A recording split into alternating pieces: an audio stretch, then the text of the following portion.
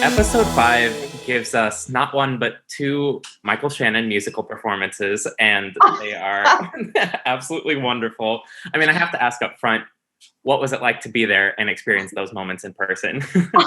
Oh my gosh, Asher, do you remember the episode 5 when he sings Grease, when he sings You're the One That Yeah. Those were all the most authentic laughs I was not acting. We were crying. We actually were crying at one point because it was too much. I was screaming at him to stop because it was too much. And, you know, what got me so much, remember when he sang Happy Birthday, Baby? I mean, he started singing that. Mm-hmm.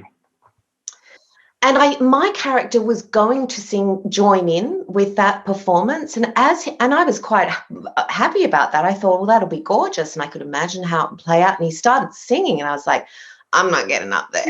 There's no way, because it was so moving. I'm going to cry thinking about it. It was so moving. His voice is so beautiful and delicate. God, it was just amazing. It was magic. So we had a really beautiful, very emotional night that night that he was singing Happy Birthday to Zoe.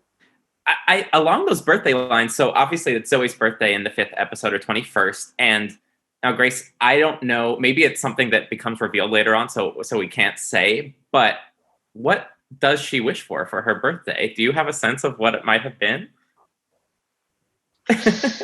Oh, that's like the whisper at the end of Lost in Translation. It's like, we'll never know. We'll never know. Never know.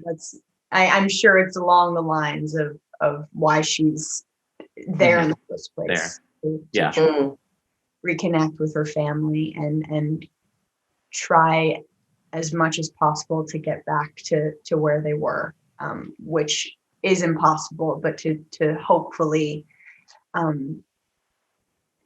feel a sense of happiness again. Mm-hmm. I mean, this is a big episode in that she also gets to talk to her brother in a sense, and it seems like at the end, via Masha, that she knows that this is going to happen, that they're going to be able to communicate with Zach in some way, maybe via the drugs, the smoothies, that sort of thing. Asher, do you have a sense of whether this is something that Heather wants, that she would want to be able to speak to Zach as well? Is that part of why she's there? The question that played out for me the whole way through was, how far would you go to reconnect with someone that's not there? Because you see, as you know, you've watched the show. When we get to episode 5 and episode 6, you realize that this woman actually may not be able to go on without finding a way to reconnect with her lost child, or at the very least to be able to be a good mother to Zoe again. Mm-hmm. So I think that Heather I don't think she feels like she has a choice at that point. Once it's introduced to her that there's a possibility, there's a glimmer of something, some way of connecting.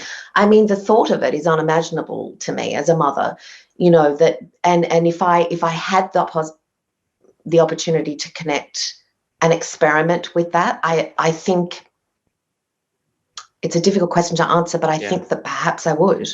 Like her, Mm-hmm. This is going to be a wonderful journey. Sometimes it'll be unpleasant. I don't want to suffer. You're already suffering. I've been feeling unlike myself. There is nothing to fear. You're mine now.